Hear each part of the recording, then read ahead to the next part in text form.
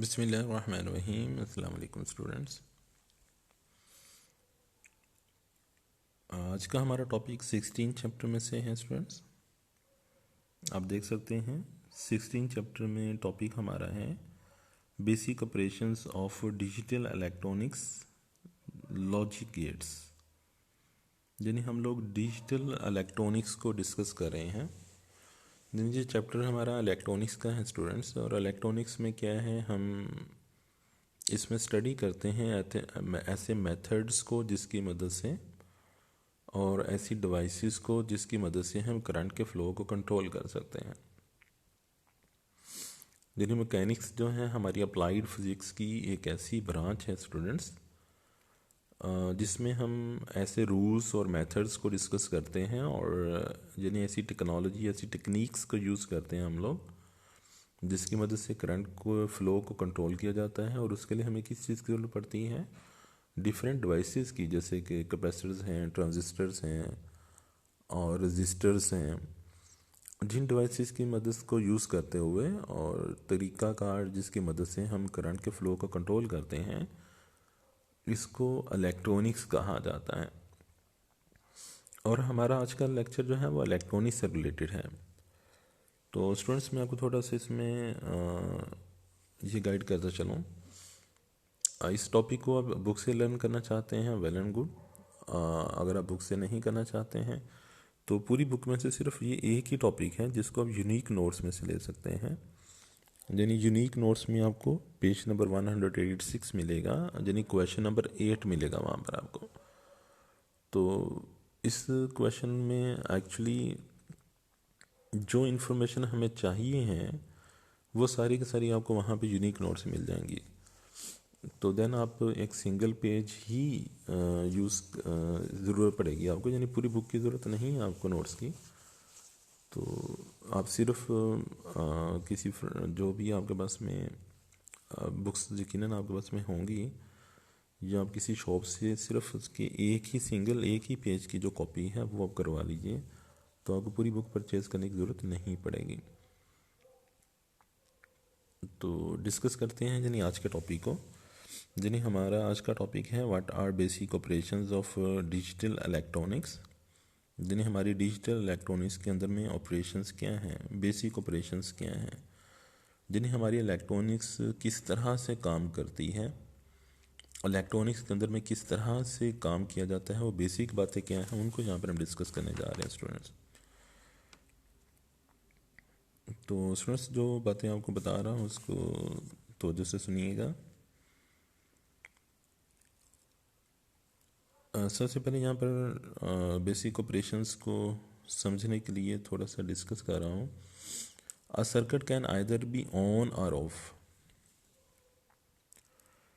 जैसे यहाँ पे लिखा हुआ है, a switch has only two possible states, it could be either open और close. Similarly a given statement would be either true or false. तो स्टूडेंट्स अब देखिए, यानी सिर्फ दो ही पॉसिबिलिटीज़ हैं ना।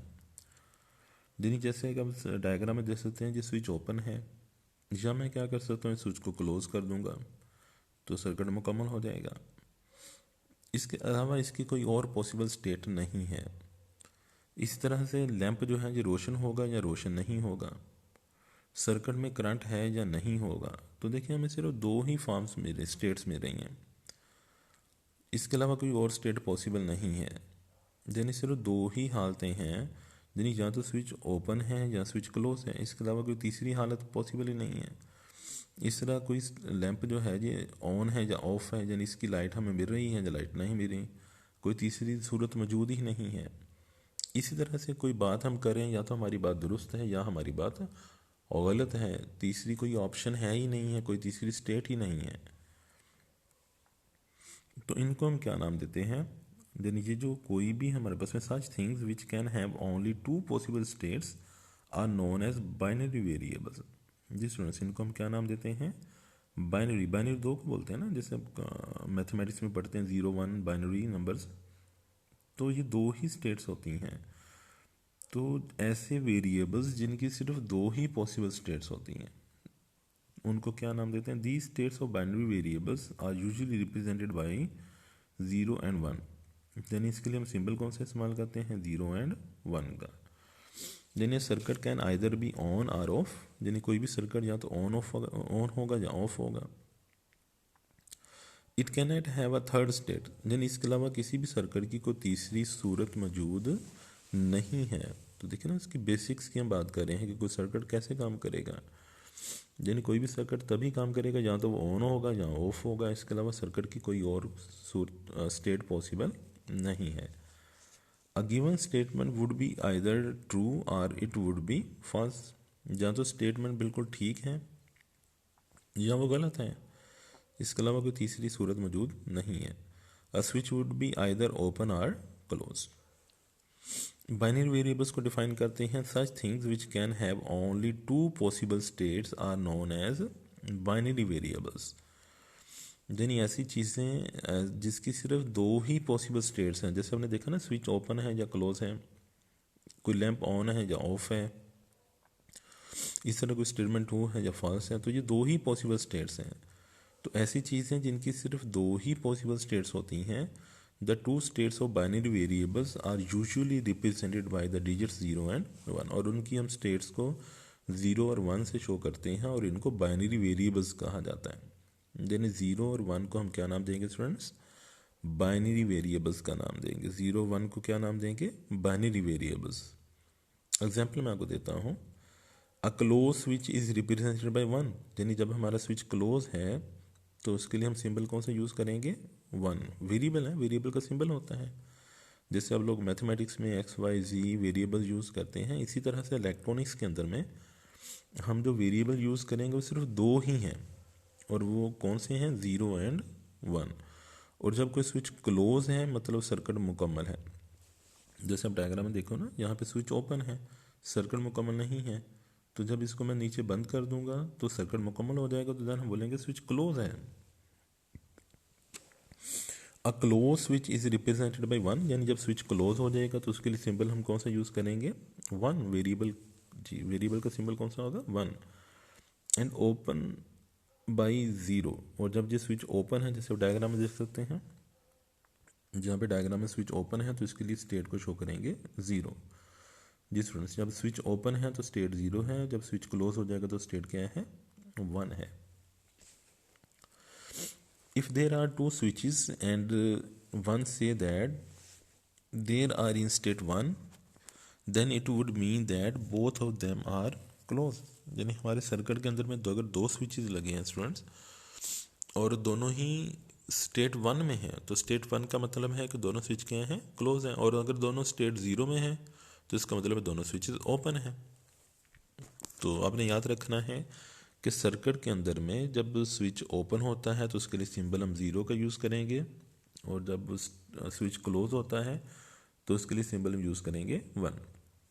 इसी तरह जब लैंप ग्लो कर रहा है तो उसके लिए स्टेट 1 है, और जब लैंप ग्लो नहीं कर रहा तो उसके लिए स्टेट 0 है। यानी जब सर्किट में से करंट पास कर रहा है तो उसके लिए स्टेट 1 है, जब करंट पास नहीं कर रहा तो उसके लिए स्टेट 0 है। तो देखिए ना, हम सिर्फ दो ही स्टेट्स की बात कर रहे हैं, यानी कोई भी सर्किट जो है उसकी दो ही पॉसिबल स्टेट्स होती हैं। तो जब करंट है सर्किट में तो हम कह रहे 1 है, जब करंट नहीं है तो 0। इस तरह जब लैंप रोशन होगा तो उसके लिए स्टेट 1 है, जब लैंप रोशन नहीं होगा तो स्टेट 0 है उसके लिए। जी आउटपुट सर्किट्स हैं, जैसे आप डायग्राम में यहाँ पे देख सकते हैं। जी आउटपुट हमें आउटपुट कौन देगा, लैंप बताएगा। और इसी तरह से जो हम इनपुट देते हैं वो किसकी मदद से कंट्रोल हो रहा है स्टूडेंट्स, वो इनपुट हमारा कंट्रोल हो रहा है स्विचेस की मदद से। तो हम स्विचेस की मदद से इनपुट को कंट्रोल कर पा रहे हैं और लैंप हमें आउटपुट बता रहा है। जिन्हें हमारे पास में आउटपुट करंट क्या है और इनपुट करंट क्या है। Suppose we form a circuit by connecting some resistors, जिन्हें हमने कोई रजिस्टर्स ले लिया। रजिस्टर से मतलब है जो भी इलेक्ट्रॉनिक अप्लायंस, जैसे लैंप हो सकता है, मोटर हो सकती है, फ़ैन हो सकता है, जिन्हें हमने रजिस्टर ले लिया, एक रजिस्टर ले लिया, क्योंकि आउटपुट एक ही होता है हमेशा। टू स्विचेस, और स्विचेस हमने 2 ले लिए, 4 ले लिए, जितने भी लेना चाहें वो इनपुट में आ जाएंगे, and a battery. As a result of this connection, some current may pass through the circuit in this case the output also has only two states, यानी जो करंट सर्किट में से पास कर रहा है वो कौन सा होगा, इनपुट कहेंगे उसको। यानी स्विच को ऑन किया, ऑफ किया, स्विच को ऑन किया, ऑफ किया, देखिए ना अभी स्विच ओपन है तो मैंने इनपुट नहीं दे रहा इसको, तो इनपुट ज़ीरो होगा। लेकिन अगर मैं स्विच को क्लोज कर देता हूँ तो इनपुट क्या हो जाएगा, वन।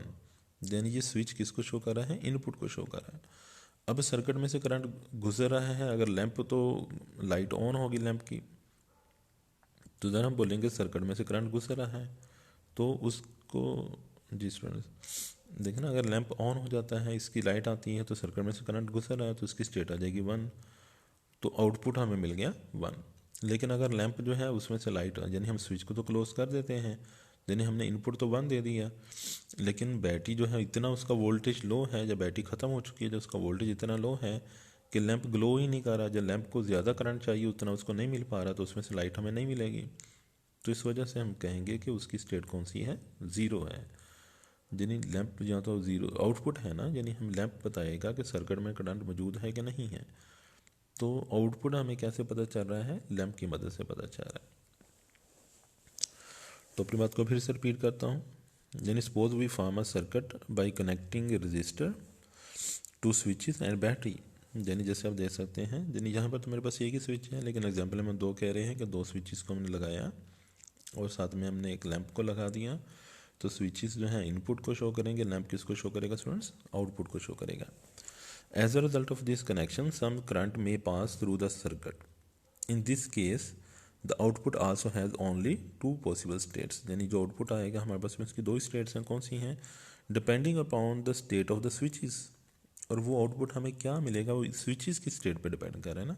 जैसे आप देख सकते हैं कि स्विच ओपन है तो लैंप ग्लो नहीं करेगा, यानी जब मेरे पास में इनपुट ज़ीरो है तो आउटपुट भी ज़ीरो है। जब मैं इनपुट को वन कर दूंगा, स्विच बंद कर दूंगा, तो लैंप भी रोशन हो जाएगा, तो उसका आउटपुट भी वन हो जाएगा।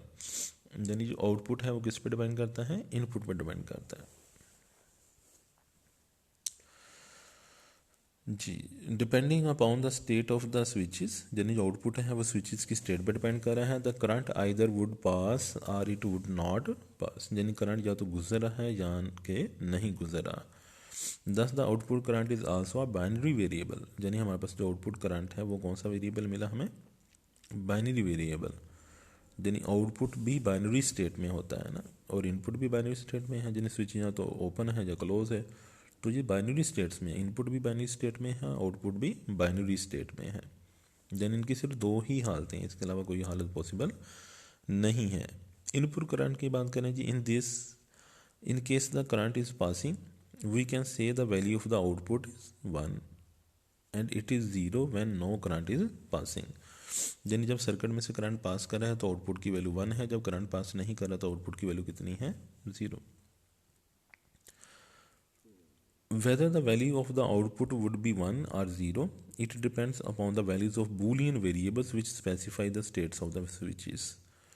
यानी आउटपुट की वैल्यू जीरो होगी या वन होगी, वो किस पे डिपेंड करता है स्टूडेंट्स, स्विचेस की स्टेट को डिपेंड करता है कि आउटपुट हमें क्या मिलेगा।